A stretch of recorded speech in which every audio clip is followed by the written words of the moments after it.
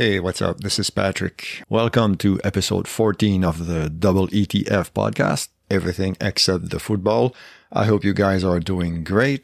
Today, I talk with Karen Landry, our friend from Name That Tune, from Moncton. So we covered a ton of topics, covered Super Bowls, the Olympics. We talked a little bit about the social climate as well. And for the first time on this podcast, you will get some sound effects. So I hope you guys enjoy. If you want to reach us, you can do so on Twitter at EETFpod, or you can drop us an email at eetfpodcast@gmail.com. So I hope you guys enjoy this conversation with Karen Landry. Thanks.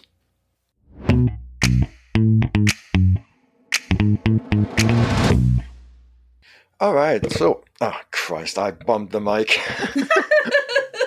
Take two. We're off to a flying start here. All right, so with me today, I have Karen Landry from Moncton. How are you, Karen? Good. Thanks for having me, Patrick. I feel like a celebrity. It's my pleasure. You might be one after this show. Who knows? Who knows? All right, so we know each other from the weekly Name That Tune quiz. But for the benefit of our new and current listeners, why don't you tell us a little bit more about yourself? Okay, I'm 55 years old, old as dirt. And I grew up in a small town called Grandig. It's like if you blink, you miss it type of place. And I don't know. What else do you want to know? That place you mentioned, Grandig? Yes. It's in New Brunswick? Yeah. It's about probably 10 or 15 kilometers away from Shediac. Oh, I don't know if you know where Shediac is. That's another small town. I've been there. I've been there once in With 99. the Big Lobster. Yes. Yeah. We drove around the Atlantic provinces, me and a friend. Yeah. It was nice. It's a nice town. That's where I went to high school. Oh, okay. Well, okay, so that kind of answers my next question. You live in Moncton right now, but yes, you're not from Moncton. You are from Grandig. Grandig. And how do you spell that? Grande Digue. Okay, so a dig is a dam, I think, right? It's a dig. Okay. Yeah, that's no problem. Actually, okay, I'll look it up. All right, so we took a quick break so I could look up dig. I cannot believe I couldn't come up with the name. It's a dike or a levee, Levee, right? Yes. Okay, so yeah, Grand Dig is big dike.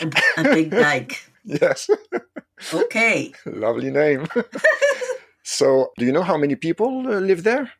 I have no idea, but it's not big. Okay. Have you been back? Oh, yes, several times. After I moved away, my parents lived there till they both died.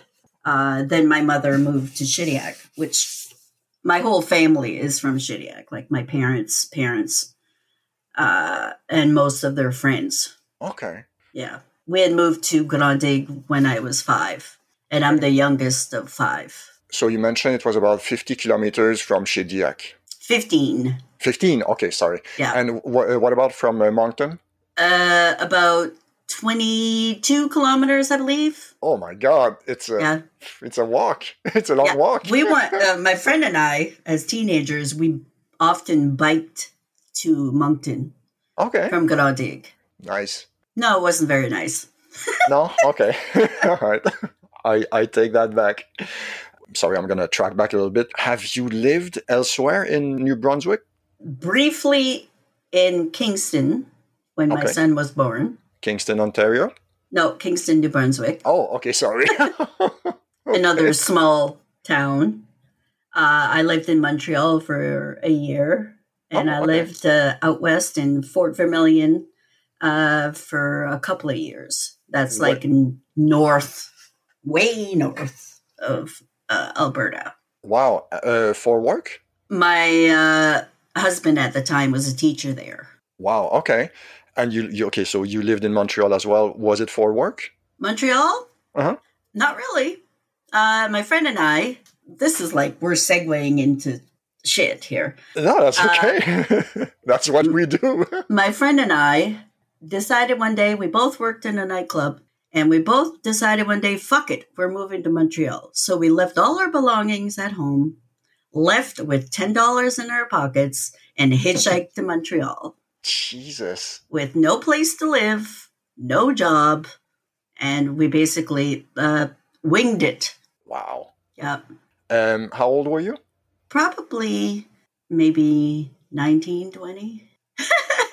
We met street musicians at the first night, and we ended up staying with one of the guys until he started putting the moves on me. Then we left, and then we sat on Rue Sainte-Catherine one night, all kind of depressed. And this guy walked over and he said, "Oh, you guys look sad. What's the problem?" And I said, "Well, we're looking for jobs, trying to make it. We just moved here." And he said, "Oh, I know a guy." So he brought us to this restaurant, and this guy hired us to work at Olympic Stadium selling pizza. That's pretty cool. Yeah, so during Expos games and probably a Montreal Manic game as well, right? Yeah. Awesome. How did you like the experience in Montreal overall? Oh, I loved it. It's like, it's so different, and the people were really, really nice to us. No, I had a good time. And would you have stayed longer if you had been able to, or were you done with it by the time you left? I was done with it. My friend, though, they'd go back. And she lived there probably for 25 years. Oh, wow. Okay. Yeah. I have a ton of respect for people who just, say, fuck it, and they follow their dreams, if you want. It's pretty cool. And, well, I mean, unless something horrible happens, they rarely... we were so lucky. Like, two young girls hitchhiking to Montreal. Like, what the hell? Didn't tell my parents or anything. I only told my parents like 3 weeks later when I was there. Oh, wow. So they had no idea? Nope. Jesus. Okay. So that part is not as ideal as the rest? No. But it's not like now. Like there was no internet or anything. You know what I mean? Cell phones, whatnot. And, I mean, hitchhiking was more okay, quote unquote, or maybe safer, quote unquote, we ended back up then? Getting a drive with this trucker who was going to Montreal. Okay. And he was really like shy, but everybody on their, their CB, when they found out he had two girls on there, oh God. Oh, yeah. There was some comments made, but he was very respectful. We were lucky, like I said, like we could have ended up with some freak. Yep. For sure. For sure. And what about Fort Macmillan? Is that? Fort Vermilion. Vermilion. Okay. That's in the middle of nowhere, Alberta. That was tough living there. What's there? Is it oil or? There's a Mennonite community. And then the Fort Vermilion is like, I don't know, it's a lot of native, it's like a native community. Okay. And I think there might be oil, but not much was there. But I worked like 4 jobs there. I worked in a grocery store. I worked in a bar, bartending. I worked as a night cleaner because the bar was in a hotel and it had a restaurant. So I did that overnight. Mm-hmm. I did not like that place. Yeah, it seems like a depressing place. Yeah. Kind of. Yeah. And eventually you got back to New Brunswick. Yeah. It's always been my home. Yeah. And nowhere else besides Montreal and Fort Vermilion. All right. Okay. I know for a fact that you worked as a DJ for a while. Yes. Tell us a little bit about that. That was a nightclub called Ziggy's. It was kind of like a nightclub, but it had it wasn't just a dance club. It had the square bar, like Cheers. Okay. Do you know what I mean? The wood bar. Uh-huh.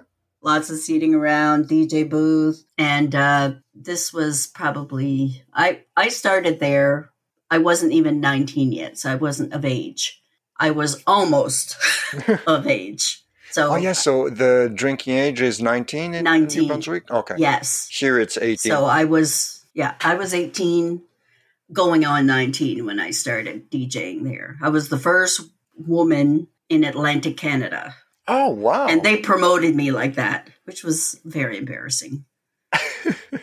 How did you start? I mean, how did it get to that job? I worked at the hotel next door to where Ziggy's was, which was Hotel Beau Séjour. Then it was kind of like back then it was the place to stay if you were in Moncton. Like bands would stay there and whatever. Okay. And I worked there at the front desk. And the DJ from the club, I knew of him because we went there for a party, which I shouldn't have been there because I wasn't of age. And basically, Ziggy's was the only club I could get into when I was underage. Okay. Because for some reason, they wouldn't card me. Everywhere else, I could not go. And we had like a staff party there. And I met him, and I always wanted to DJ. And he was leaving. I think he was leaving town or something, and it needed a replacement. So he kind of took me under his wing, and a couple of months later, there I was, spinning tunes. Did you have to adjust to working as a DJ when it came to musical tastes? Oh, yes. Yeah. I had to play a lot of garbage because we catered to an older crowd, especially at the beginning, the first few years I was there. It was like the businessmen that stayed at the hotel would come over, and we had a mixture of young and old. Mm-hmm. So, and the boss, the owner, loved the 60s. So he'd always try and get me to play some of that stuff, which I didn't appreciate as much as I do now. So what year was that, more or less? 85, I believe, or 84, 85, somewhere around there. So is your family really big into music? Yes, in a way. My father played piano, a guitar, fiddle, accordion. My brothers played guitar. I took piano for a little bit, but the old lady that was teaching it was, oh my God. Like we all played by ear, and she was very technical. So like you put your hands there and you look at the book. And if you looked at your hands, she'd take you with a ruler and smack your hands. Jesus. Oh, that's one way of learning. And basically what I do is learn the song by heart at home. And then when I go to class, I just look at the book, but I'd already learned it. So I wasn't reading music. Okay. And I didn't last long. I took maybe a few years. And then, she would do this during the summer too. So while all my friends were at the beach, I was taking piano lessons with an old lady that was mean. I don't think so. But I wish I would have kept it up because I love people that can play the piano. Yeah. I took 3 years and it was a failure. I don't have that talent, I guess. But can you still play? Very, very little. Okay. And have you tried other instruments? I've tried the guitar. I just don't have the patience. Or I think too I don't know. There's something that's stopping me. And I think it's mental. I want to play professionally before I even start. You know what I mean? Yeah. Like I don't want to start small. Run before you walk. Exactly. Exactly. So that's why I think I never could pick it up because I'm not patient enough to go through the process. Okay, so you worked as a DJ for 1 year or 2 years, I guess, or? More than that, but it was like there was the hitchhiking to Montreal. Then I came back. He would always hire me back, when I left to go to Alberta and I came back. So it was probably from 85 to 92 off and on. Okay, so you interrupted your DJ career to go to Montreal. Yeah. and Alberta. Yeah. Well, that's pretty cool. All right. Credit to him. Was he a good boss? Yeah, for the most part. Like I said, he would bug me to, always wanted to play that old music, and even the old music he picked was bad. Like he'd want me to play and he loved. The funny thing is, one time he was saying, we had a staff meeting, and he was saying, God, I hate that Billy Idol, that White Wedding song. He said, you should play something more like Moni Moni. I'm like, that's fucking Billy Idol. Yeah. Dumbass. Yeah. But I had a way with him because he would come to the DJ booth if he was drinking or something and say, play this. And I'm like, it's not going to work. It's going to clear the dance floor. No. So I'd make him a deal. Like, if I clear my dance floor, you're going to A, not bug me again the rest of the night, and B, give me a bar tab of $25. Nice. Did it work? So, every time, because he, part of being a DJ is reading the crowd. Room. Yeah. And I knew when that was a song like that was going to work or not. Like if you have a student night, that old shit's not going to fly. Yeah, that's true. So I'd play the song, I'd look over, the dance floor would clear, and I'd say, see you later. And he always kept his word, like I get the bar tab. All right. Awesome. And after the DJ job, what did you do afterwards?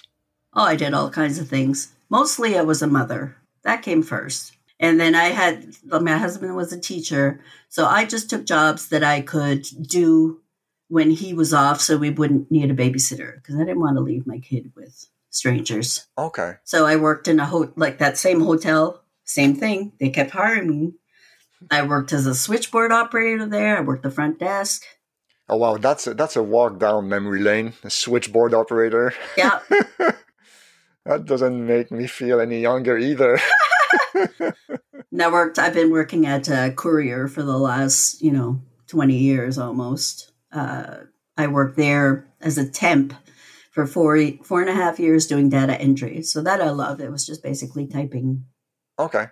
No one bothered you. Yeah.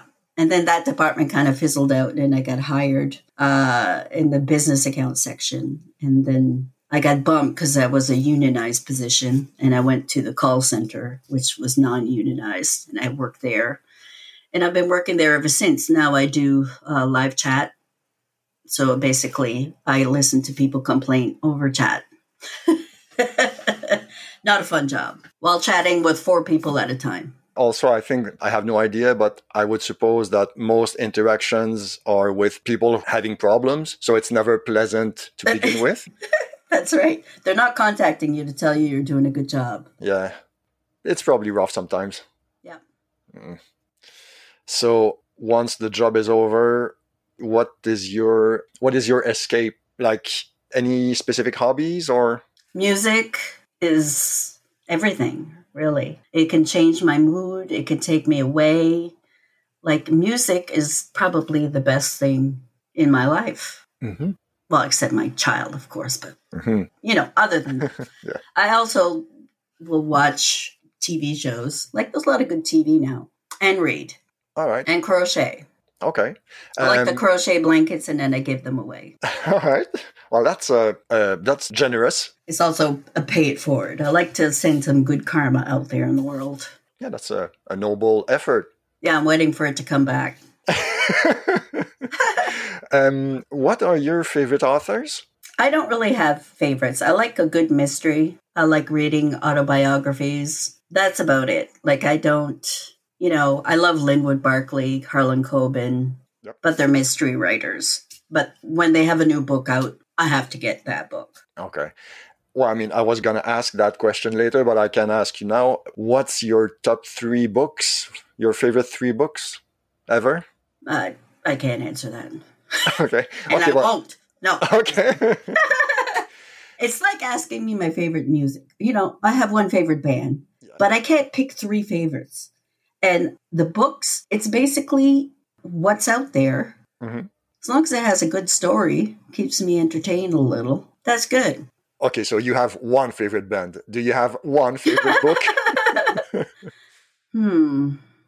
I really don't know. Oh, that's okay. Not something I can pick out at the top of my head there. That's allowed. You're allowed not to have a favorite book. If we can track back to music, well, actually, you answered my question. I mean, your top band is Blue Rodeo. Yes. And I was going to ask, what's your top 3 when it comes to bands?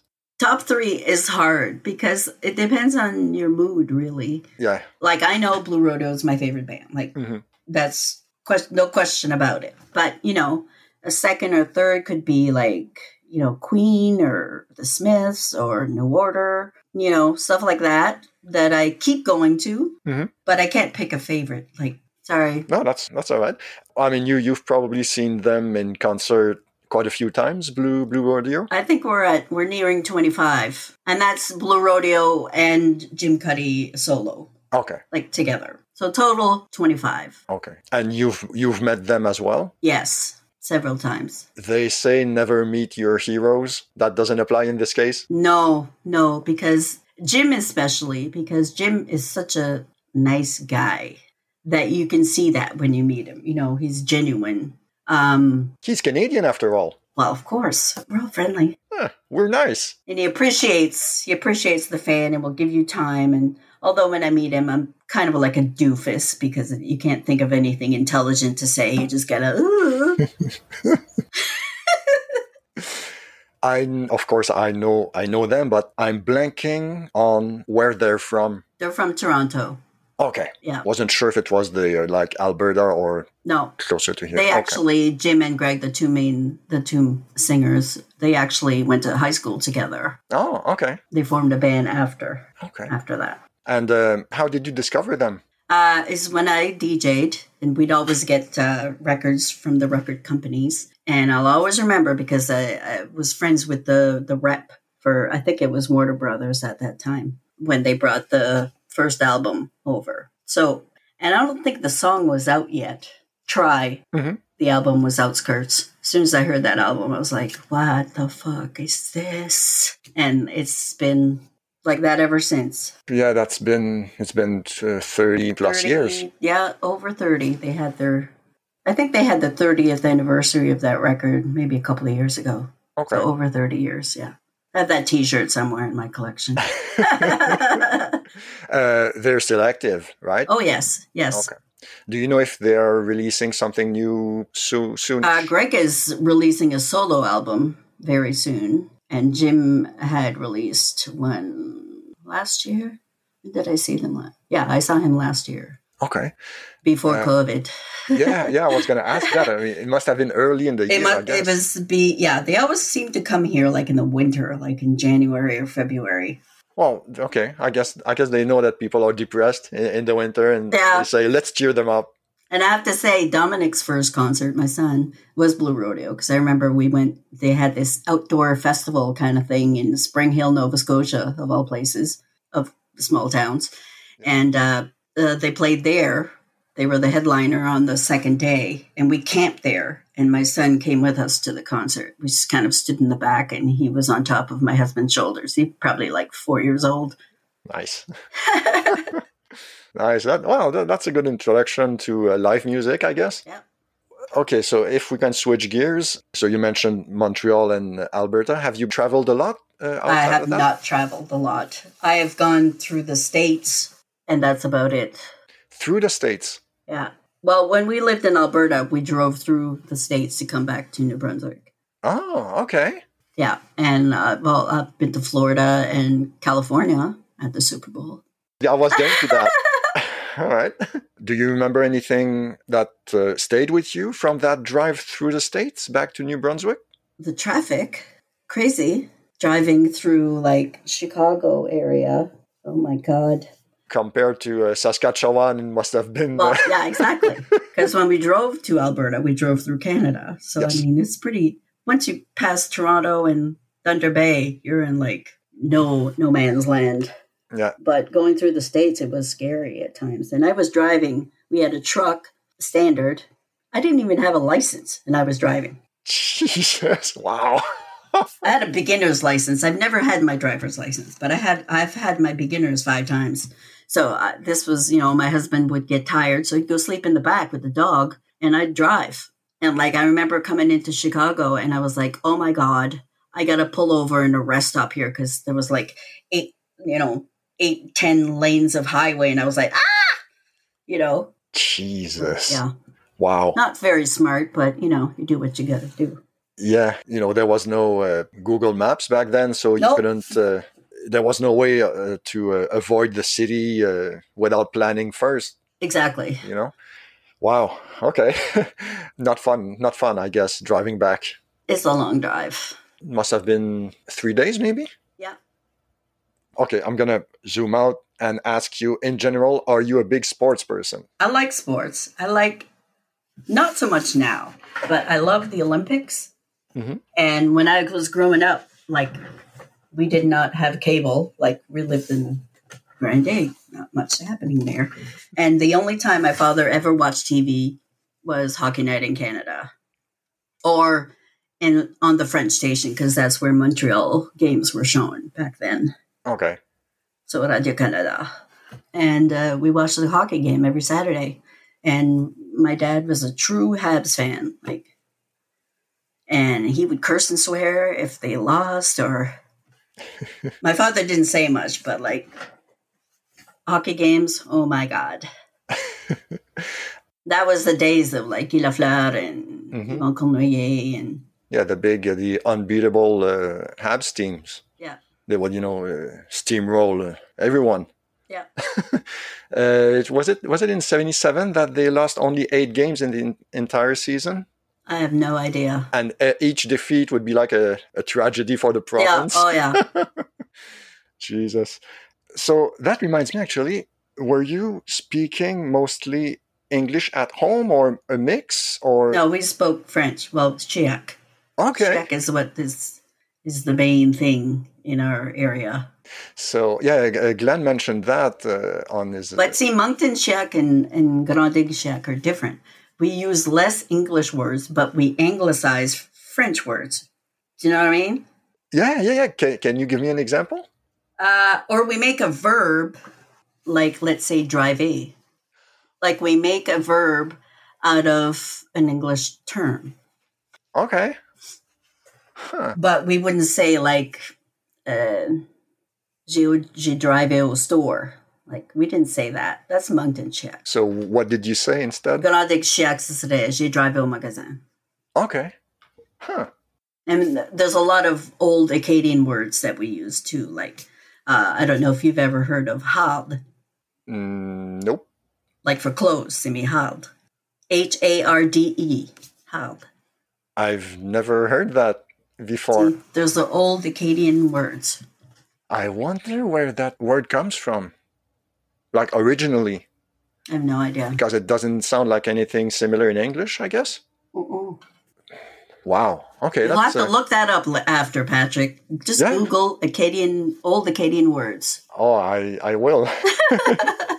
Okay, so I guess you have no problem. Okay, this is very Canadian specific, so apologies to the American listeners. Did you get, I guess you got a lot of Quebecois tourists. Oh, yes. Over the years. So, I assume you have zero problems with Quebec French? Not at all. Okay. But I hate when Quebec French people will say, I've been told this many times, and my mom too, tu parles encore, tu sonnes cute. Yeah, that's, and that means, can you speak a little bit more? That sounds cute. Yeah, your accent is cute. Yeah, that's... yeah, it's almost like a dance monkey dance. Yeah, exactly. It's a bit condescending, I guess. Mm-hmm. I don't remember asking anyone that when I was in New Brunswick, so I guess I'm okay. You're okay. I'm not on the shit list. All right, because every now and then I hear you speak French and I'm intrigued. Mm-hmm. So you spoke Chiac at home. Yes. And French schools. Okay, so you went to French school all the way, learned proper French, quote unquote, and English as a second language, I guess. Yes. Still at school. Okay. No, that's. But we watched English TV, so we were immersed in English all the time. That's the way it is here. Yeah. My English is fine now, but my French written is very poor because I haven't used it in 40 years. Yeah. No, yeah. You can read it, no problem. I can read it, no problem. But to actually go there and try and write something coherent, it's rough. Difficult. Yeah, it's difficult because it's active versus passive. Yes, and it's the verbs and the tenses and. Oh yeah. French is very hard. Yeah. Especially to write. Yes. Yeah, absolutely. But please, people, learn other languages if you can still. It's worth it. Okay, so if we can track back to sports, you mentioned California and the Super Bowl. Yes. No, but first, listeners, let's tease them a little bit. Tell me more about the Olympics. I love the Olympics. I've always loved the Olympics. We used to watch them as a kid. I remember we had a little black and white TV in the basement, and my brothers and I would always watch them. And I remember, I don't know if you remember this because you're too young, but 1976 Olympics at Montreal. In Montreal. Yeah. When Greg Joy won the silver medal for the high jump, and that video that they still show, like when they have like CBC Sports event or something. That's one of the clips that they always show. That still gives me goosebumps because I saw that like on TV, live. Same here, because when they used to shut down programming for the rest of the day on regular TV back then, as you say, that was part of the when they played the national anthem. The montage, like it was. Exactly. That was one of the last shots. Yeah. And that started my love of the Olympics. Like I wanted to go in the Olympics. Like I was big in track and field. Okay. I ran, I did the high jump and whatever. But I mean, we were a tiny school. Like, you didn't have to be very good to be on the team. But it started my love of the Olympics. Winter and summer, it doesn't matter. It doesn't matter where they are. I will stay up and watch it. I will watch sports that I don't even care about. When it's the Olympics, I'll watch it. Like 2010. Remember 2010, the hockey game? Oh, hell yeah. Jesus. If I may, I got to track back to the closing montage of the national anthem. Yeah. I remember two of them. The one with Greg Joy at the end. I bet I can remember the second one. Okay, on three, we will say what it is, all right? Okay, I'm ready. 1, 2, 3, the animated... Donovan Bailey. Okay, that's not what I had in mind. No, the one I had was the animated, not I'm going to say cartoon, but like it would go from coast to coast, from Western Canada to the Atlantics. It was like a drawing, like a Frederick Bach style. Yeah. Yep. And the national anthem would play as the bird would, cross the country. Yep. And you would see monuments, Olympic Stadium and the Parliament in Quebec City and Ottawa. And that was gorgeous. Yeah, I haven't seen that in years. Yeah, look it up on YouTube. I will. Yeah, have to look it up. That's Goosebumps City. Yeah. I was just thinking of moments like in Olympic history, like the clip, because when they did CBC Sports montage, like when they had a thing, they always showed after he won, was that Donovan Bailey scene, like when he crosses the finish line to win gold. Like, okay. And the look on his face, the look of pure joy. Nice. It's one of the best moments in Olympic history for me, like as a Canadian. I didn't think of that, but you're right. It's a good one. Another thing I mentioned from the good old days, this is super Canadian content. Apologies again. Do you remember? Don't apologize. Well, it's in our DNA to apologize. Yeah, true. Do you remember the CBC logo? They called it the exploding pizza. Like the circle logo with the C in the middle. Yeah. With the theme playing. No? I don't remember that. I'm going to say what that guy said. We're doing it live! I'll show it to you right now. I'm sure I'll recognize it. Oh, for sure. For sure. Okay, I'm going to call it Exploding Pizza CBC. And just an FYI, while you're doing that, my brother was the cameraman for CBC, and he went to the Olympics. Oh, wow. In Turin. That was... in Italy. 2002, maybe? I'm not good with years. 2006. Wow. I was so fucking jealous. Yeah, he must have had a blast. Yeah, well... You think that, but you're working all the time. You're not really, you enjoy the feel of the place and that, but you didn't get much chance to go to partake. True, but you're there at least. You're there, so just that feeling. Yeah. Oh my God, I would have given anything to be at Vancouver 2010. Okay, I got it. Okay, so check it out. Yes. Yes. Remember? Of course. All right. Yeah, I thought there was no way you don't remember that. Yeah. I mean, we were like a CBC family growing up. Like, my brother started working at CBC at the age of, I think, 18 or 19. Oh, wow. He had taken an electronics course at community college and started right up. Nice. And then worked there for, 30, 40 years. It's the same here. I mean, back then we only had only a few channels. Yeah. So, we had CBC, CTV on a good day, and the French CBC. Radio Canada. That's it. Yeah. You didn't get any US channels? No. Not from Nothing. Maine or something? Huh. Oh. Okay. We had no cable. All right. We had the bunny ears. All right. Okay, so now Olympics. What is your favorite memories from the Olympics? Like, top 3, for example. That Greg Joy. Yes. That I mentioned before. Donovan Bailey winning that race. And 2010 hockey game. Yep. Final. Sidney Crosby in overtime. Oh, my God. I think every Canadian was watching that, right? Yeah, probably.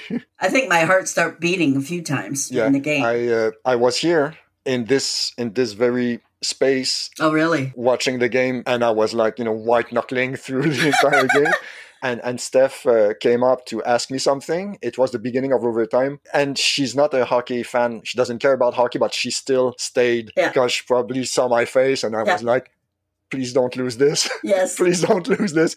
Because, I mean, personally, had it been against Russia or, Czech Republic or Finland, yeah, okay, whatever. It sucks, but okay. But again, apologies to American listeners. We want to beat you guys. Yeah. It's more of an accomplishment when you beat the U.S. I agree, 100%. Yeah. Even if it's at hockey, Even if it's at hockey. And the thing is, had the U.S. won, we would have never heard the end of it. Oh. It would have been brutal. So, yeah. Do you remember, speaking of the Olympics, I think it was the closing ceremonies in Rio in 2016, I think. Mm-hmm. They interrupted the broadcast, or they decided to show the last concert of the Tragically Hip instead of the closing ceremonies. I watched that. There you go. I didn't watch the closing ceremonies. I watched that Tragically Hip concert. Same, and I'm not even that big of a fan, but that was important. That was a Canadian moment. Yeah. To watch that concert. I agree. It was so sad. It was important. I think it's the right word. Yeah. And I applaud whoever made that decision. Yeah. Because it would have been easy to say, it's the Olympics and blah, blah, blah. Nope, They went the Canadian way, and that I thought it was pretty awesome. Yeah. To be honest. I mean, that's my least favorite part of the Olympics is the opening and closing ceremonies. I don't mind the opening as much, but the closing, okay, we're done. I've been up for 2 weeks. I want to sleep now. Yeah, you're right. You're right. To me, it's about the sports. Yes, it's hard not to feel cynical about this, though. I know. With the doping and all that. I know. I try to, when people say, it costs billions of dollars and blah, blah, blah, blah. Like, let me have something I can enjoy. I enjoy this, Yeah. I just enjoy it. Good point. And, then I was going to recommend you something on Netflix, but maybe it would ruin the enjoyment. Have you heard of the... Don't do it, Patrick. Okay. I'm just kidding. I'll just mention it, and then feel free not to watch it. Correct. It's on Netflix. It's called Icarus. Oh, I think I saw that. It is amazing. It starts in one direction, and then it takes a turn completely unexpected, and it's awesome. So, yeah, whoever hasn't seen it, please do it. Okay, so... Are we going there? Yeah, without further ado, Super Bowl. Super Bowl. Let's get into it. 1988. Do you know where it was? I think I said it already. California. It must have been in the, not Sugar Bowl, but Rose Bowl? San Diego. Okay. I don't know what's in San Diego. Jack Murphy Stadium? Maybe. Do you know who was playing? Yes, it was... I actually Carly will love this. It was the Giants against the Broncos. It was the Redskins against the Broncos. Oh, I'm sorry. Okay, I got my years mixed up because both Carly and I hate the Broncos. Oh, really? Yes. Oh. See, my knowledge of football came from, like, I know the rules and everything. It's not something I watch a lot. My brother watched it a lot when I was a kid. And like I said, there was nothing else to watch, so you'd watch whatever. You know what I mean? But the Super Bowl, it's not something that I've ever watched, which is hilarious because I've been to a Super Bowl, but yet have not watched a Super Bowl. Yeah. Other than the one I was at. That includes, like, even people that freak out over halftime shows. Like, I'll watch it on YouTube the next day or whatever. All right. I've never watched a Super Bowl on TV. Okay. But I know the rules. When you get brothers, you know the rules, right? Yeah. So anyways, this was in 1988, so January. Okay. So, sorry, I'm interrupting. I didn't remember that it was the Redskins, as you mentioned, against the Broncos, actually. Yeah. Okay, I because the Broncos played in the following one against the Giants, I think, and they lost. Okay. Or the previous one. Anyway, okay, 42-10 for the Redskins. Awesome. Fuck the Broncos. Please continue. It was a blowout. Like, it Yes. wasn't a good game at all. So this is how the story goes. And it's a weird story. I was working at the club, Ziggy's. My friend Trish was also working there. Mm-hmm. And me as a DJ, I always came to work early. Like, if it was my shift, I was there 2 hours, maybe 3 hours early. I like to look at records. Sometimes you'd make tapes for people and sell them. That was a good side hustle, by the way. $20 for a tape. Nice. In the 80s. That was good. Yeah. Good money. Yeah. Anyways, and the Square Bar, like, the bar was open at 4, I believe, 4 in the afternoon. I started at like 9 p.m. So business people that were around would sometimes go and have a few drinks in the afternoon.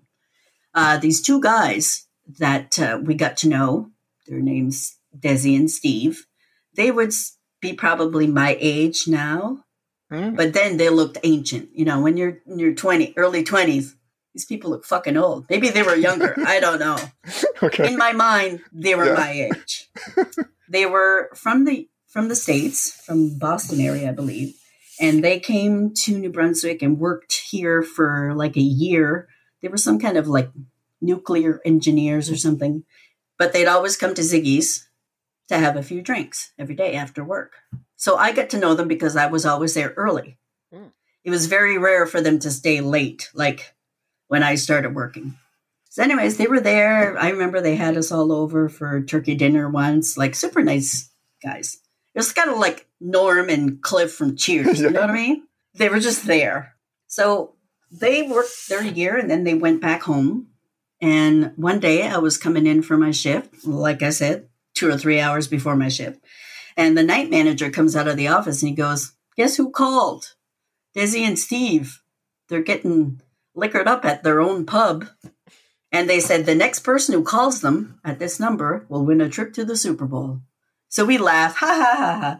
And I said, "Can I use the work phone? You know, I like to call and chat." So I called, and the bartender answers, and he hands them the phone. 88, or might have been the end of 87.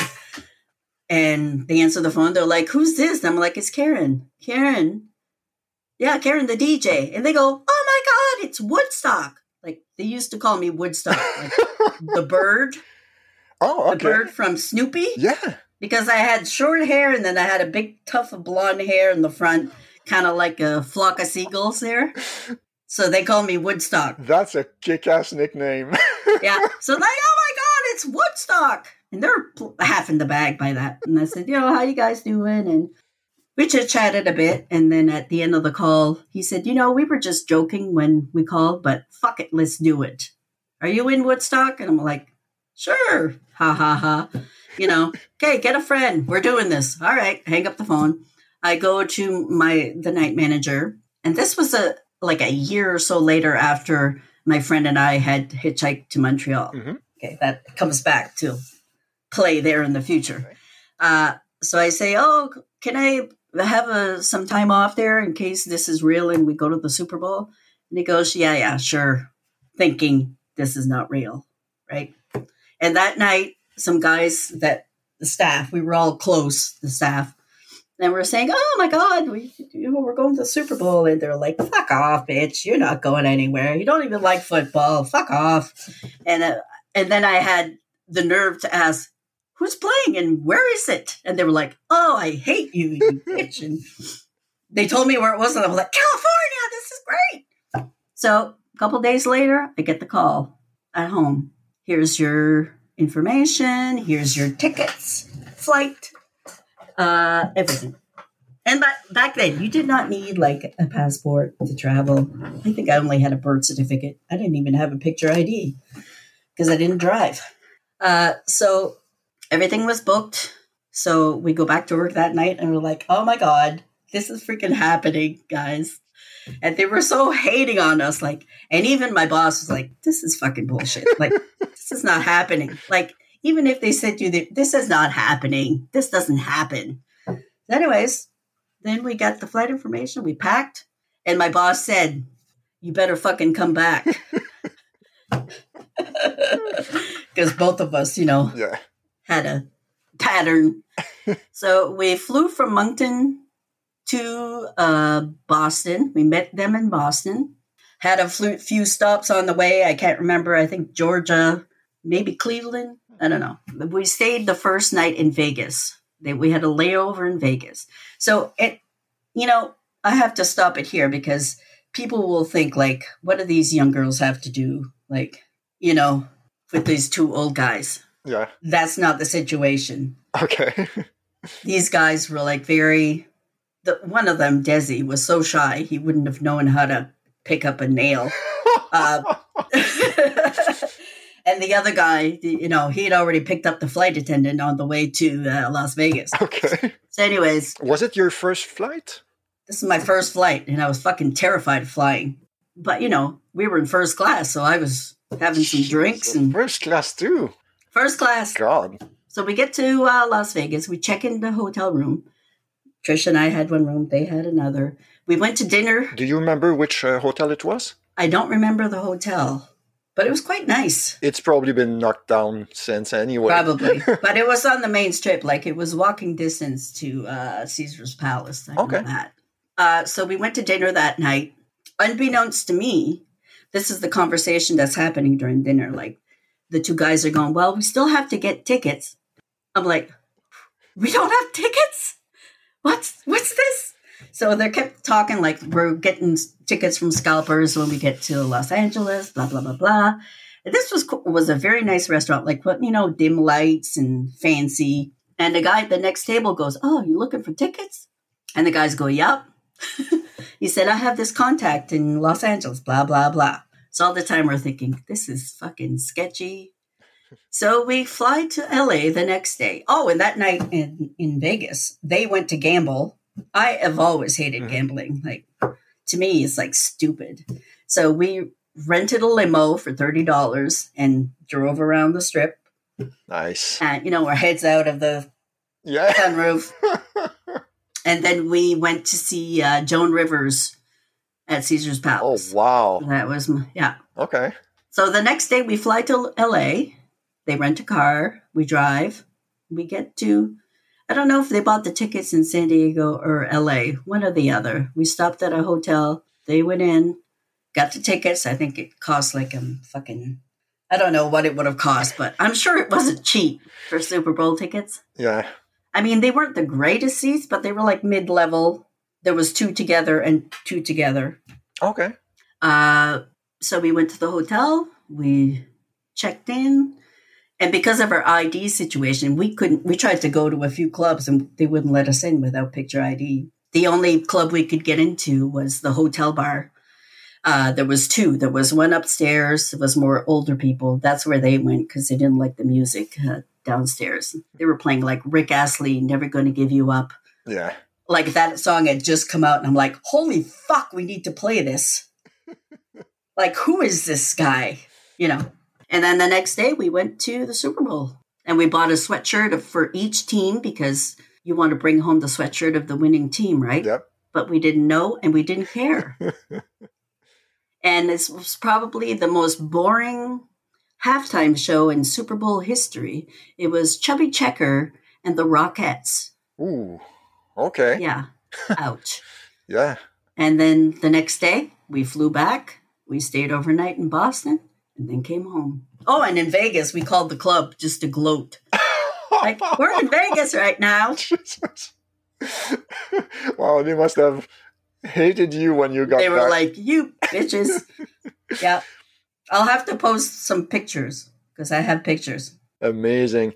And do you remember, for example, before the game, like, was there any tailgating going on? And I don't remember. I remember we took a picture. There was this really nice sports car, and we kind of leaned against it, like, we got our picture taken there because it's like, this is our car sort of thing. But I don't remember us doing any of that. It was just go in, by the time you find your seat and get a drink and whatever. So it was a good time. But isn't that a weird story? yeah, it's, And that's another thing. I never even told my parents I was going. We just went. that seems to be a pattern. Oh, my mother would have fucking freaked out. She would have said, "You're not going," even though I was not living at home. But, at 21 or 22 there. Yeah, but you probably would have said, I'm going anyway. I'm going anyway. Yeah, you can't stop. Exactly. Exactly. Yeah. So it's better to ask forgiveness than permission. I was going to say that as well. And had you been 15, well, okay, that's, of course. Yeah, that's a different story. But 21, 22, it's like, sorry, I'll send you a postcard from the stadium. That's right. Amazing. As a sports anecdote, I definitely cannot top that. Yeah, that's fantastic. Okay, so we can. Are you ready for the regular questions? I'm ready. All right. Are you ready? Yeah, probably. Probably. I got them here, but am I ready for the answers? I don't know that yet. All right. You're a little bit into sports, so okay, I guess we got the answer. What is your earliest memory of a sports event? That's Greg Joy, I guess? Yeah, I'd say so. All right. Okay, I got the answer for that one as well. What is your favorite or most memorable sports event that you saw in person? We got the answer. Well, yeah, because that would have been on TV, but I haven't been to it other than the Super Bowl, which was boring as fuck. Being there was amazing. Like just being there, but the game was a snooze. Yeah, the game itself wasn't good. I like the result, but the game itself, not ideal. Okay, so we can switch gears and focus on movies. What is your favorite music movie? Like I said, I have a hard time with favorites. Like a movie that can entertain me. That's good enough. Has done its job. All right. But I like the Blues Brothers. I love The Commitments. Mm-hmm. Sound of Music. Probably put a few people asleep with that one, but loved it. All right. That's about it, I guess. Okay. And Steve said he hated Grease. Like, fuck off, Steve. All right. Okay. I don't know what to say to that, but I'm keeping that in. That's for sure. That's for sure. The premise and everything is flawed. Like in 2021, you know what I mean? That movie. Yeah, it doesn't age well. That's it's true. Cringy. Yes, it's very cringy. Yes, but it brings me back to my childhood, and I love the tunes in there, so I stand by it. Okay. All right. Do you remember a music movie that you especially hated? Your least favorite one? I really don't know. Like I said, if it's any kind of entertaining, I'm in. Okay, so I also loved Chicago, the movie. Okay. So both really favorite and least favorite. That's not your bag. That's not on your radar. I try and I'm negative enough. I try and stay positive when it comes to shit like that. All right. I don't know. Well, that works. Like, to me, it's not a time wasted, even if I half liked it or the ending was flawed or whatever. To me, it entertained me for a bit. That's good enough. Okay. That works. So when it comes to books related to music, does any stand out in your mind? I've read a few. Read the Peter Frampton one recently. That one wasn't that great, but I loved the John Taylor one and the Phil Collins one. I really enjoyed. Okay. Which surprised me because I thought, whatever, I'll read this. But I think it's called Not Dead Yet, or I'm Not Dead Yet, or something like that. All right. What was the first concert you went to? Loverboy. Opening band, Bryan Adams. He was a nobody then. And we basically wanted him to get off the stage. Okay. It's like, bring on Loverboy. Who's this fucking loser? Get out of here. Which year was that? Must have been early 80s. 82, maybe? Was it in Moncton? Yeah. Okay. And was it good? It was really good. Like, I was in the front there, staring into his eyes. Had the red leather pants on. Yeah, like on the... They were really tight. Like on the cover. Yep. Nice. Yeah, Okay. got the headband going. Nice. Question 4. What is your favorite or most memorable concert you went to? Again, you're asking me for fucking favorites, Patrick. Yes. I mean, every Blue Rodeo concert I've been to has been fantastic. Well, yeah, okay. I was going I'd have to say Rufus Wainwright. When I was married, I loved him. I loved him from the get-go, Rufus. And not many people knew about him back then. This was in the 90s. And a friend had said, well, we should go see him. He's coming to Quebec City. And I was like, yes, I'd love that. So we kind of planned it. And then that fell through. And I was so depressed. I was like, oh, my God, I so wanted to go. So my husband said, let's just do it. Again, let's just do it. Nice. It's a pattern. Yeah. So, but I mean, we had a son. So we got my mother-in-law to babysit. But we had to be back the next day. So there was no staying overnight. So we drove from Moncton to Quebec City. Is that like 10-hour drive? Yeah. Yeah, probably something like that. Yeah. So we drove in the winter. Oh, okay. We saw the concert. And then we had to drive back home that same night. Holy shit. So we stayed. And I wasn't leaving till I got an autograph. So, and that... I don't remember the venue, but it was some kind of concert hall, like not like in a stadium or anything. It's small, not a Coliseum, like theater seats. Yeah, the acoustics are fantastic, and he just when he's live is just beautiful. So we watched that, and then I was like, I'm not leaving till I meet him. And my husband's like, okay, I'm going to the car. It was like -35. It was so freaking cold. It was almost midnight. I went to the bus. I was the only person standing there. It was so cold. Jesus. Like over to the back, they had their bus parked there. But they weren't in the bus. So one of the crew members came to get something in the bus, and he saw me there. I didn't even have a winter coat on. I just had this flimsy little jacket. And he's like, oh, my God, you're going to freeze. Come in here. So he took me to the back of the building where they were all having a few drinks and mingling, and Rufus came right over, and I told him our story, how we drove here, we were driving back, and he gave me a hug, and he gave me a beer, and we chatted, and I actually had to exit. He was still talking to me, and I had to leave because we had to drive back. This is how friendly, and I totally forgot that my husband was in the car, like I left him there. It's like, you snooze, you fucking lose, dude. Jesus. So I went back to the car, all excited, and I drove again, without a license. Oh, God. Most of the way home because he was too tired and we had to be home by a certain time. That whole experience and the concert was beautiful.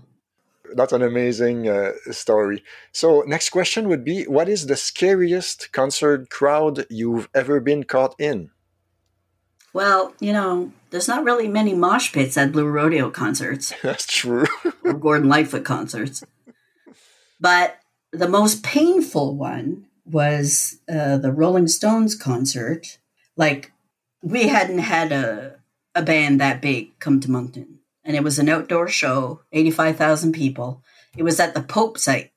We always called it the Pope site because when the Pope came, they made this huge area where the people could go and listen to him, like up by Magnetic Hill. So that became the Pope site. But when the Rolling Stones decided to come, it was the first time they ever had a concert there. And it was fantastic. I mean, it's a big hill that goes down, all grass. And then the huge stage was there. It was their Bigger Bang tour. Okay. And they had bands playing all day and the Rolling Stones at the end. So a friend of mine and I went, and I stupidly, it's a sunny day, I'm wearing flip-flops. So, we go towards the front and we kind of weasel our way towards the front. But once you get closer to the stage, they have gravel there. So I stood in gravel for 7 hours. Oh. Not going to pee or anything because you didn't want to lose your spot. Yeah. So I had to pee and my feet were aching like crazy standing in my flip-flops for 7 hours. But it was worth it. They had like a catwalk in the middle. Okay. So, we were close to the front, but not like spitting distance. But we were close to that catwalk, and they would come out and sing there. Oh my God, it was fantastic. That's something that always worries me when I hear people saying I had to stay at a specific spot for like 6, 7, 8 hours, and I was like, if you have to pee, what do you do? You hold it. And you did? And I did. And if you have to ask that question, what's the smelliest place I've ever been to? Well, we can do that now because it was the porta potty after that concert. Oh, wow. And it was dark, so you couldn't see. You just went in and squatted and hoped for the best. Jesus. My God. But by then, I would have peed anywhere. Oh, my God. Yeah, I'm sure. Okay. And I wasn't young, too. Like, I wasn't, 20. This was, I don't know what this fucking was. Maybe 10 years ago? Okay. 10 years ago? I don't know. Wow. Anyway. Okay, so that's not the scariest concert, but that was the most impressive, let's say. Yeah. All right. That and the U2 concert. The U2 concert? U2 360 concert. I went there by myself, and it rained all day, and I stood in mud for 6 hours. That seems to be a pattern. Yeah. I stood in X for Y hours. Yeah, and it was so humid. I had like a tank top on, but I had this little jacket on top of me because it was still raining a bit at times, and that was like stuck to me in the mud. Like when I got home, I took all my clothes off and they all went in the garbage. Boots and all. Not even the washer. Nope. It was past that point. Wow. Okay. And I remember leaving the place. It was quite a long walk to get out of there. And there was so much stuff on the ground, and the mud was just insane. Like it tried to get... And I got to this... There was one exit, but like people were trying to go over this little fence. Mm-hmm. And my legs were so stiff. I got over, and then I fell over on the other side. Oh my God. So like I was covered in mud. And then they had buses to take you back. Like I didn't drive there. I went by myself. I went to the 360 tour by myself. And waited for the bus for that was another 2 hours waiting. Like by the time I got home, it was like 4 a.m. And Jesus. Like I said, I took my clothes off at the door, and it all went in the garbage. Yeah, it was great. Amazing. Again, what can I add to that?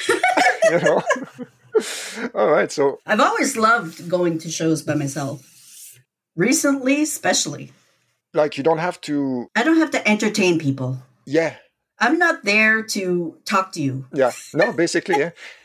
Especially at a Blue Rodeo concert, like, shut the fuck up. I don't want to talk to you. I want to watch the show. So I've been a lot, and you get a better seat. Like True. If you're going to a venue that has seating, you will get a better seat if you're by yourself. That's true. And you don't have to ask anyone how you manage your time. You want to go for a snack afterwards? Yeah. You go. That's it. That's nice. Yeah.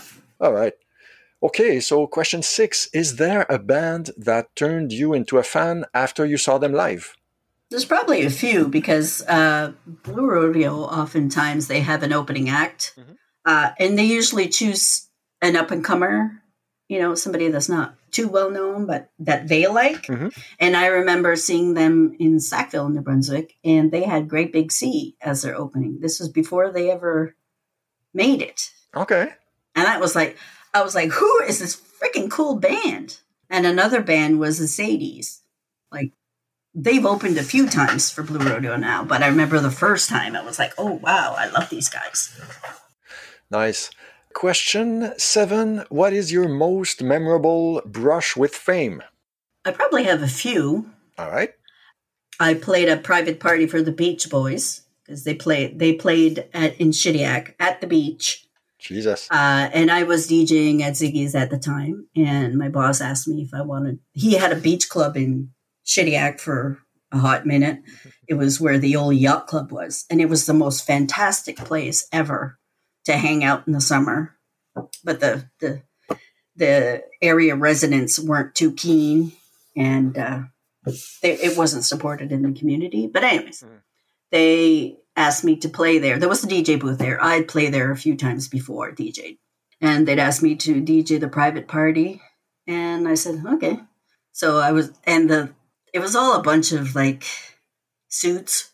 It wasn't a fun crowd. It was basically politicians and their wives. And they kept telling me to play Beach Boys music. And I was like, they're not going to want to hear their own music. Yeah, that's true.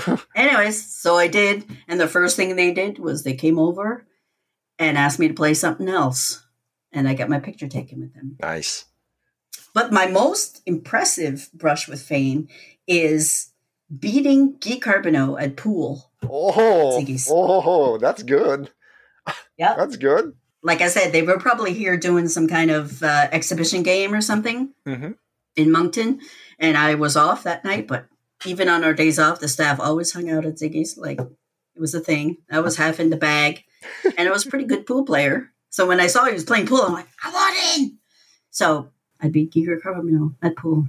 For the non-hockey fans, Guy Carbonneau was a long-time player for the Montreal Canadiens. Wasn't he the captain at some point? Yes, yeah. Probably was one of the best defensive forwards of the era, for sure. You beat Guy Carbonneau at the game of pool. I like that. That's pretty good. I think I think he was probably nervous because they're afraid to lose to a woman. Okay. You know what I mean? Uh-huh. I didn't care. I was half in the bag. I was just happy to play with Guy Carbonneau. You had nothing to lose. There's nothing to lose. You had a story. I had a story either way. Yeah, exactly. And did you have the chance to talk to him a little bit, or? Not that I can recall. Like I said. Okay. Half in the bag. I was probably more than half in the bag. Okay. All right. Was there any other Canadians players there? Probably was. I don't remember, though. But there's a lot of people that used to come to Ziggy's. Like any concert, Dwight Yoakam was there. Katie Lang played there. We had some little concerts at Ziggy's. But it was a small place. It wasn't a great venue to have a band. Yeah. But we did. Nice. Still. But it was fun. I'd have the perfect view there from the DJ booth. Nice. And we had the Grapes of Wrath. We had Katie Lang when she was just starting up. We had Sass Jordan, Lee Aaron, Lana Miles, Northern Pikes. It was great. Anyways, that's enough Canadian content. That's a good piece of Canadian content. Awesome. Okay, so question 8 for the first section. What piece of music memorabilia would you like in your house? I'd say Jim Cuddy's underwear. Is that memorabilia? No, Could just be. kidding. Probably his guitar. Okay, nice. He's got a nice guitar, acoustic, that I can't name right now. Probably has a few. He has a few, but he has one. He's like a hummingbird. Okay. It's a Gibson hummingbird. I couldn't tell you, but that's possible. We'll go with that. Okay, yeah, that works. Anybody out there can correct me. Yes. But I think it's a Gibson hummingbird. Yeah. Drop us a line. Okay, so other section, the quick and quirky questions. Are you ready? I'm ready. Awesome. Whether they'll be quick or not, I'm kind of as I said. Can you believe I was shy as a kid? Like extremely shy. No, I can't shut the fuck up. That's okay. That's what we're here for. Do you know if there is something specific that made you snap out of it? I think working in the club, because you kind of had the spotlight on you. You kind of had to come out of your shell a bit. That's true. But I've never been comfortable speaking in public, ever. Okay. Even now. Like I was nervous coming here. But what about, for example, the listener requests on Rock Solid, for example? Are you nervous when you record your intro? Yes. Yeah. And I hate hearing my voice, so I try and keep it short. Okay. Well, I don't know if anyone likes, quote unquote, to listen to their own voice. Unless you're an egomaniac or something. Yeah. But who knows? All right, so quick and quirky questions. Question 1. Would you rather speak all languages or play all musical instruments? This is so easy. Musical instruments. I hate talking to people at most times. So why would I want to invite other people to talk to me in another language? From that point of view, it makes sense. And I would love to be able to, like, songs that I hear, to be able to play along with them. And like I said, like, I regret not learning the piano better. And I don't know. To me, it just is a no-brainer. This question is getting more and more fascinating to me. Yeah, I like it. I didn't come up with it, but I'm glad I found it. Yes. All right, so next question. If you could get a ticket to any show or event, music or sports, whatever, past or present or future, what would you want a ticket to? This is so easy because I've had time to think about it because you had other people on. It would be Live Aid. Oh, that's a good shout. Like, I remember watching that and thinking, holy shit, would it ever be so cool to be there? Which city would you prefer? I would go to the UK for sure. Yeah, I agree. So would I. I would not fly back to see Phil Collins. You would stay in the UK and... I would stay there. Yeah. I'm going to sidetrack a little bit. Are there any other countries on your bucket list that you would like to visit? I would love to go to France. I would like to go to everywhere in Europe, really. You haven't been yet? No, we'll say yet. What was it that I heard? If you think about it, it's a dream. If you write it down, it's a goal. Oh, yes, that's good. And, Jim Cuddy has like this cruise thing. It's like on one of those boat, like I'm doing it with my hands here as you know what I'm talking about. Yes. It's not like a cruise ship, but it's on the Danube. Oh, wow. Okay. Yeah. Him and his two sons, because they're all musicians. It's like, I think, a week or something next year. Jesus Christ. That would be a freaking dream come true. Yeah, you got to do it. You got to do it. There's no way to do it. I mean, Danube. Yeah, I forgot which countries it goes through, but oh my God. I hope you get to do it at some point. Wouldn't that be amazing? Yes, absolutely. Wow. And they show the ship, and it's not like one of those huge, big boats. It's like one of those long, kind of skinny boats there. Okay. Like, of course, I went to the website and checked it all out there. To dream. Understandable. Okay, so question 4. What scene from a movie scarred you for life? This is also easy. The first time you interviewed somebody, and I thought about it for 1 second, and I remembered Poltergeist and that fucking doll in the corner. Was it a clown or was it a doll? I remember seeing that way too young, and for months after, I checked the closet, I checked under the bed, and slept with the light on. Yeah, good shout. Good answer for sure. Question 5. What is the best nickname you've ever heard? I had a few good ones. I had Woodstock. Yeah. I had Scooter Bitch, because I drove a scooter. Yeah. Okay. When I was 45. Okay. Yeah. Like I said, never had a driver's license, but I got my scooter license with all the, other 12-year-old boys there doing their test. Which brand? It was a Honda. It was a Honda Jazz. Okay. Yeah. It looks like an old school Vespa, but not that expensive. Okay. Anyways, so I was working, and this guy just walked by, a guy I worked with who was very funny and sarcastic, just, hey, scooter bitch. And that stuck for the whole time I had my scooter. All right. And that's funny because when I was DJing, my nickname was also bitch. There's a pattern there. Yeah, again. But it was meant in a good way, like bitching, you're cool. It was not meant like okay. A bitch. Yeah. But there was me and Trish, and Jocelyn, we were the 3 bitches. Nice. Well, I mean, nice. You know what I mean? So, and there was the worst one, which was like I said, when I was DJing, they promoted me as the first female DJ in Atlantic Canada. Of course, they had to give me a name. I can't believe I'm going to say this out loud.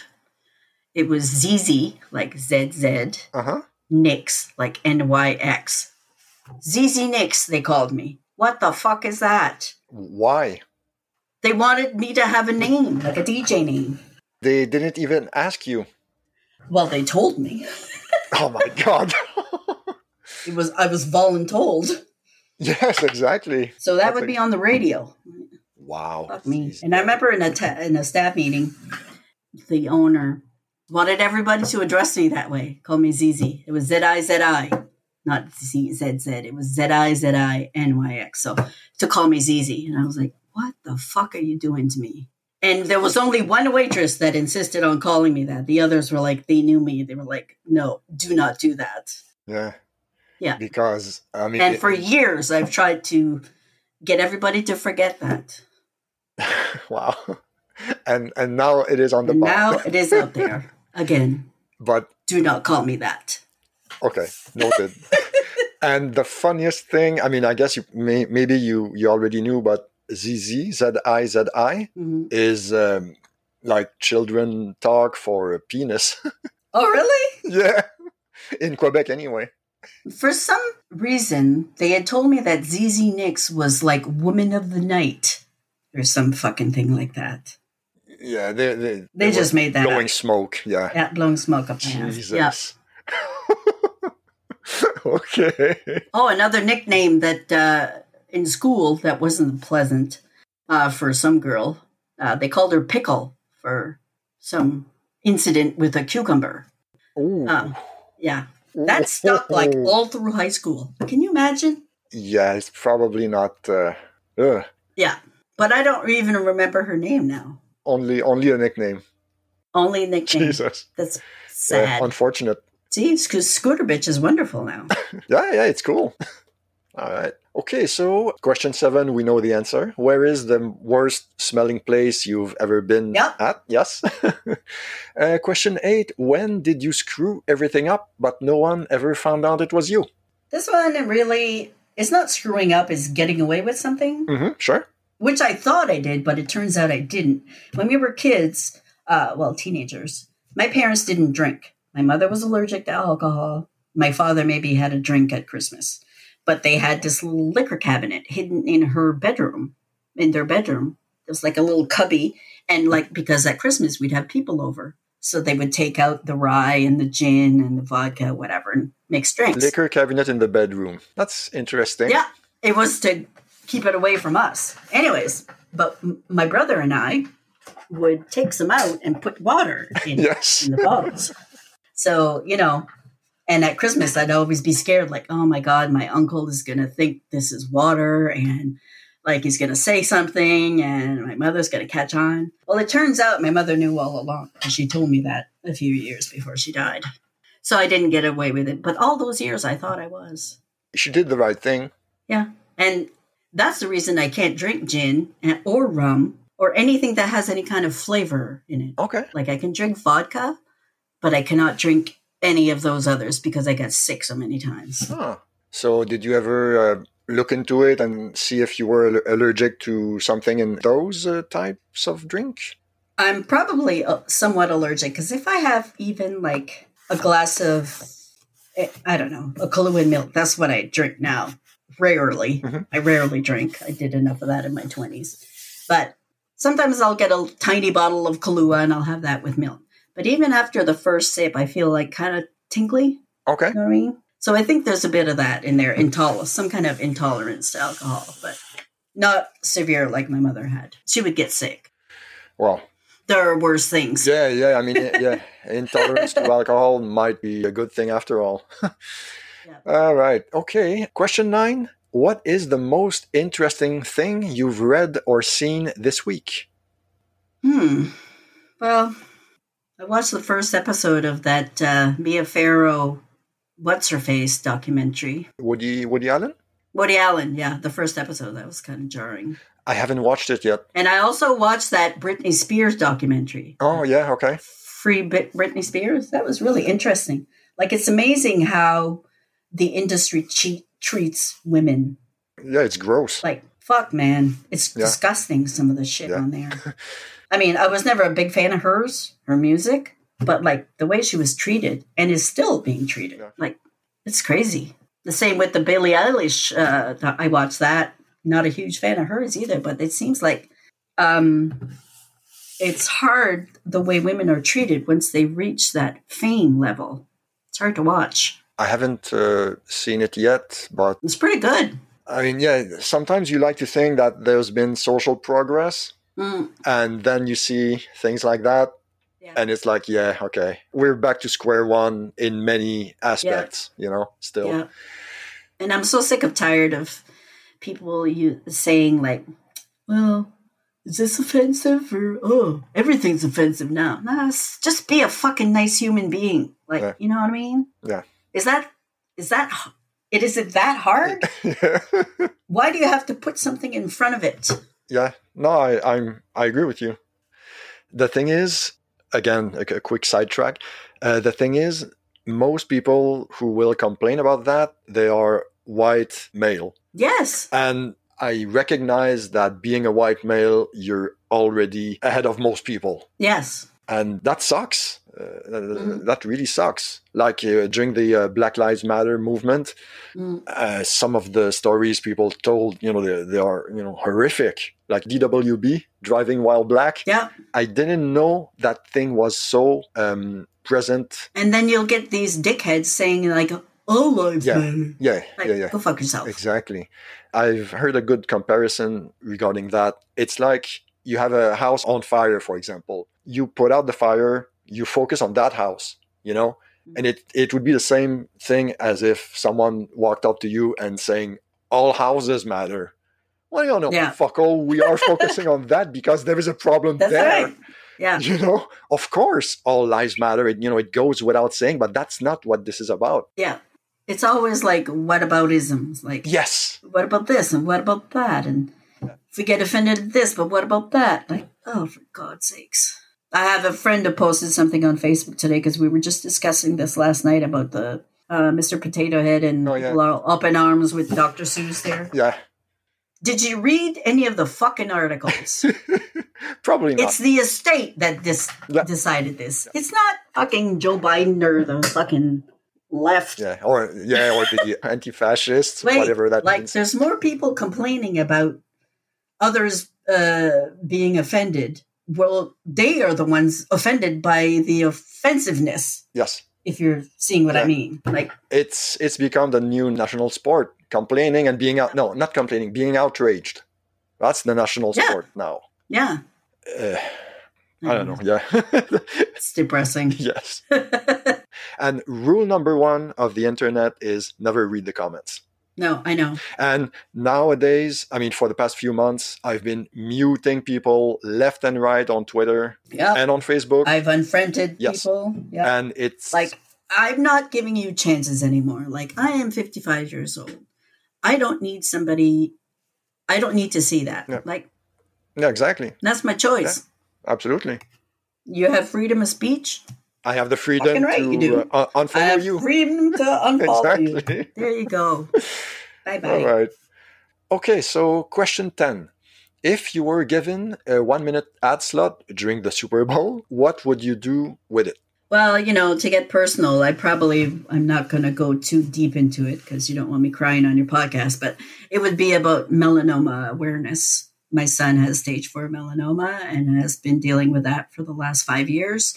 And I think people kind of just, not put it down, but they kind of dismiss it as just, that's just skin cancer. You just get a mole removed or whatever. Mm-hmm.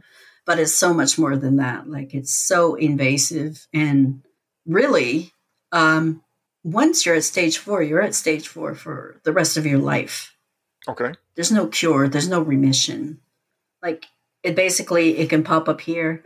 And this just happened. My son had surgery to get a tumor removed in his stomach, near his spleen. And then 3 weeks after the operation, where they had successfully removed that tumor, there's 2 more that popped up in 3 weeks, bigger than the first one. Wow. So that is how fast and progressive this is. And I just hope that people can get better educated on it, I guess. Yeah. Yeah, and this is like sunscreen and all that stuff. Yeah. This is not a joke anymore. You know. No. Yeah. Jesus. Okay, that's yeah. So that's a downer. That's okay. That's all right. It's better than Chubby Checker. Yes, that's for sure. That is for absolute sure. Yeah, definitely. All right, so we can go to overtime if you want. Yeah, go ahead. All right. Question 1 of overtime. You are going back in time and wind up face to face with 15-year-old you. You have 10 seconds before you travel back to the present day. What do you tell your younger self? You're going to be okay. That's it. That's it. Okay. Well, sometimes that's what you need to hear. That's I like the simplicity of that answer. Okay, so question 2. You calling me simple? I'm calling your answer simple in a good way. There you go. Yeah. Okay. There you go. All right, so question 2. If you could live in anyone's head for 15 minutes, a la being John Malkovich, you cannot control them, only observe. Who would you choose, past or present? I guess I would probably take a songwriter, maybe Gordon Lightfoot, when he was writing If You Could Read My Mind. Nice. But not too much, because I don't want to know your personal shit. I just want to know the process you're going through while writing a song. Mm-hmm. A beautiful song. Yeah, good shout. All right, so question 3. You are on death row, and no old age answer this time. Steve-O used it up. Steve-O used a technicality. Yes. Yeah. All right, so you are on death row. Tomorrow it is curtains, but you get to choose the way you will go. No matter the logistics involved, you can go big or small. How do you want to go? I want to go fast and painless, so I'll go drugs. Give me drugs. Drugs. Heroin, maybe? I don't know. They seem happy when they do it. Maybe put some morphine on top of that? Oh, yeah, exactly. Do you remember Andy's answer? It was I think it was pills. Morphine overdose. Morphine, yep. Yes. And so just give me everything. Yep. Let's make a little cocktail there. I think I would go that way as well. Yeah. I don't want something that drags out, and I'm afraid of guns and firing squad. Like they could like drug me and then shoot me in the head when I'm asleep or something. I don't know. I guess, just to make sure.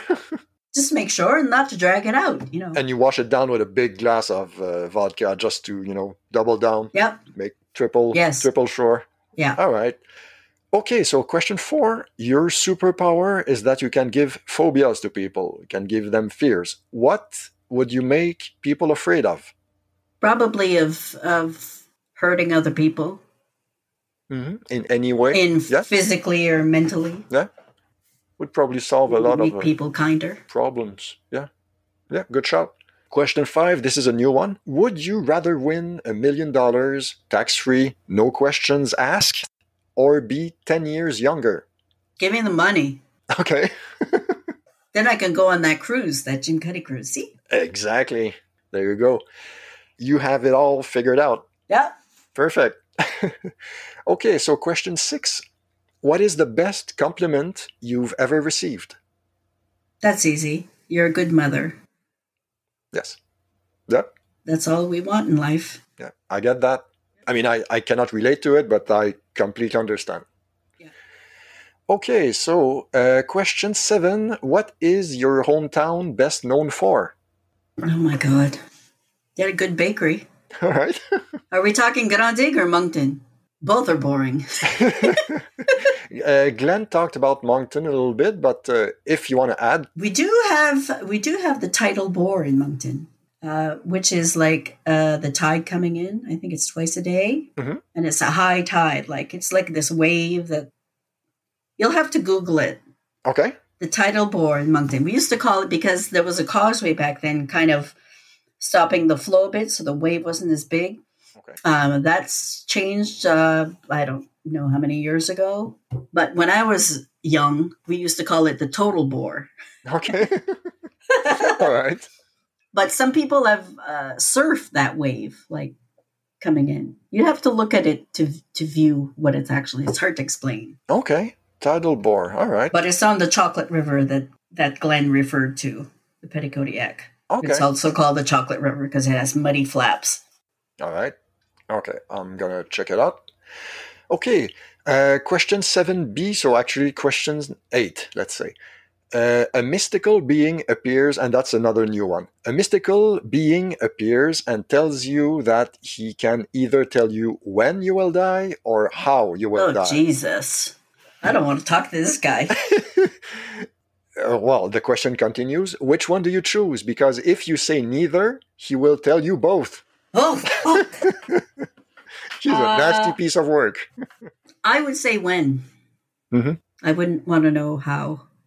Because that would just make me crazy. Worried. Yeah, exactly. Yeah. Like if he says car crash, you never... Yeah. Yeah, exactly. You walk for the rest of your life, you know.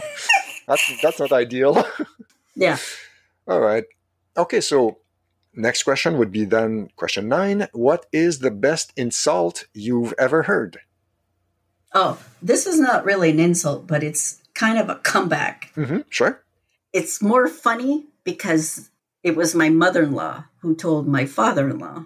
So she was always the, from the generation of you do everything for your husband sort of thing, right? Okay. And he could be kind of cheap. So he would complain to her about the price of toilet paper and how she should be buying 1-ply instead of 2-ply. Okay. And she said, this was her comeback. I do the laundry. We need 2-ply. Or I wash your underwear. We need 2-ply. Yeah, that gets to the point. Yeah, but because I know how she is and she's kind of prim and proper, you know what I mean? It's much more funny when I think about it. Yeah, coming from that person, it's even better. It's much better now. Coming from me, it'd be nothing. It would be like, oh, thank you for the compliment. All right. Okay, so question 10. If you could have dinner with 3 people, dead or alive, and language is not an issue, who would it be? It'd be my parents, who are both gone. I'd want my dad. My dad's been dead for a long time. And he never met Dominic. He died before Dominic was born. I'd like him to get to know my son. And my mother, I lost her probably 10 years ago now. God, if my sisters listen to this, they're going to read me out. Anyways, it'd be nice to have a conversation with her now. Who would be the third person? Oh, shit. I forgot that the third person. Could be Dominic. Yeah, Dominic can come with us. All right. So if, let's say, it's a big table, you have room for one more person. Who would it be? Oh, I think I'd bring Tom Jones because my mother loved Tom Jones. Nice. Yeah. Good shout. So while I talk to my dad, she could talk to Tom Jones. Tom and his Jones. He probably has a few anecdotes of his own, so good shout. Okay, so question 11. What's the biggest surprise you've had over the last few months? Biggest surprise? Good or bad? Hopefully good. Well, let's know. We've had a few bad surprises over here. Let's stay away from that. I guess the biggest surprise, and I'm not going to get into it a lot because, again, you don't want me crying at your podcast, would be when I took a leave to help care for my son. There wasn't any money coming in, and my son actually told me you should start a GoFundMe. And just the sheer amount of people that donated just blew my fucking mind.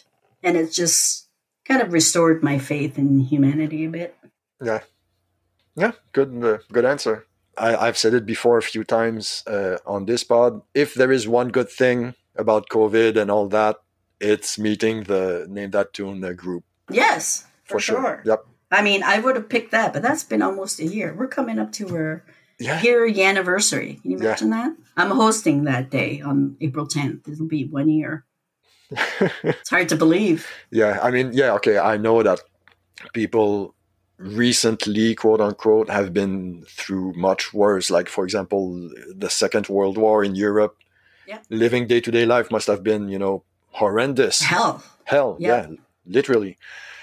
So we've had it easy, all things considered, as a society. But it's been a really weird year, Oh yeah, it's hard. Back then it was hard for sure, but we're like snowflakes, and Yes. doesn't take much to get us fucked up. Like it's very hard mentally for sure. Yeah. Surprisingly so sometimes. Yep. And in unexpected ways as well. Yeah, there's like good things that have happened, and there's bad things that have happened, and it's a hard time for a lot of people, but there's also been good in a lot of people. So it's very strange. Yeah. Okay, next question, question 12. Maybe I should skip it, but I can tell you whether to skip it. Okay. Yeah, exactly. I was going to say that exactly. So perfect. Okay, question 12. What keeps you up at night? Oh, well, we all know the answer to that. Okay, so let's skip that one. Gummies work very well to help with that. Staying up at night, which I found out that taking one is too much. So we will go down to a half. Okay. As if people needed to know my drug habits. Anyway. That's all right. It's legal here. This is a new thing. It's a new thing for me, and it's legal. Yeah, so, there's nothing wrong with off. that. Also that. Also that. Okay, so question 13. What is your sliding doors moment? Is there a key moment in your life that your life would have taken a completely different turn had you gone that way instead of the other way? Probably if I'd have stayed in university, because I was kind of a late bloomer, my super shy self. And when I got to university, it was like, whoo, their parties are fun. So it would have been totally different, I guess, but I wouldn't change anything, because any fork in the road or whatever leads me to probably not having my son. And I would not change that. Okay. Yeah. I could not take the chance of that not happening. You know what I mean? Yeah, absolutely. And I had a lot of fun, and you wouldn't have had all these stories. No, that's correct. That's correct. What did you study at university? I took computer science. Okay. Oh my God, was that a mistake? And back then, computers were just basically starting. So, it wasn't fun computer science. You were taking calculus and, and I was in over my head. And there was a tavern close by called La Lanterne. And that was where all the University of Moncton students went. And we'd go there for lunch and drink too much and then go to biology lab, have in the bag. Have to put these frogs into electrodes and shit.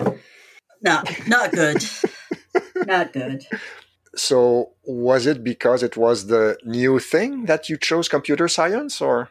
I really didn't know what I wanted to do. It was just, you went there and it sounded fun. Yeah. Dumb.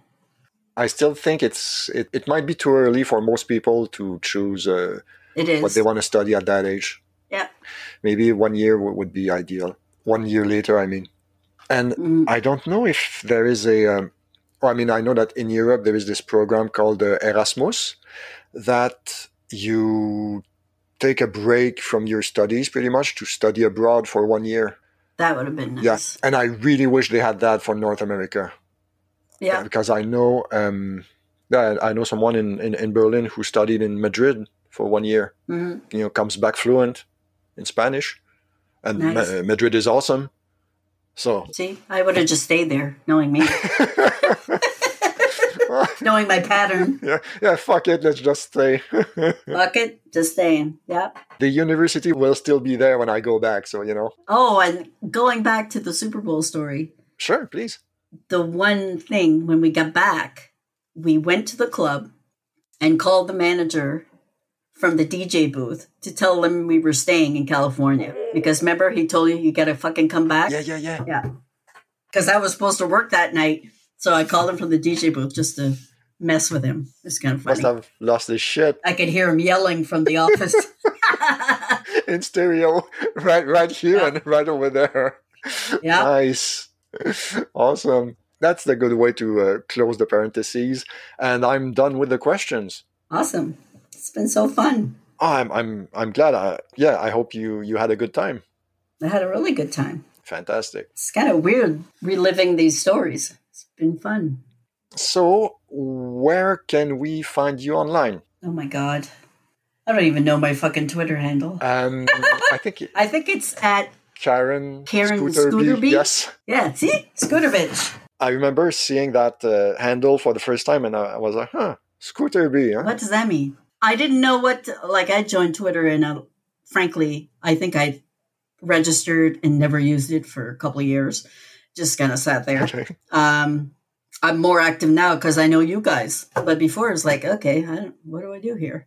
I have no idea. So that was probably in the Scooter bitch era. Nice. When I still had my scooter. And the guy died. Another downer. He got cancer and died. And I'll always remember him because he named me Scooter bitch. That was his legacy. That was his legacy. So I'm at Karen Scooter B. Awesome. I'm nowhere else. I'm probably on Instagram somewhere. I never check it. I'm on Facebook. You are on Instagram and you haven't posted anything as far as I remember. I posted a few cat pictures, I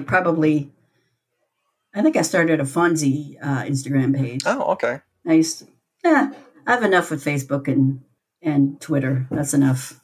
I post a song a day. Mm-hmm. So if you like that kind of stuff, you can follow me. I've been doing that for the last 5 years on Facebook, but I just recently started to post on Twitter. Okay. If you want to follow that, do it. If not, I don't fucking care. There you go. That's the spirit. Yeah. F-bombs galore. Yes. All right. So thank you everyone for listening and we will talk to you again soon. Thanks.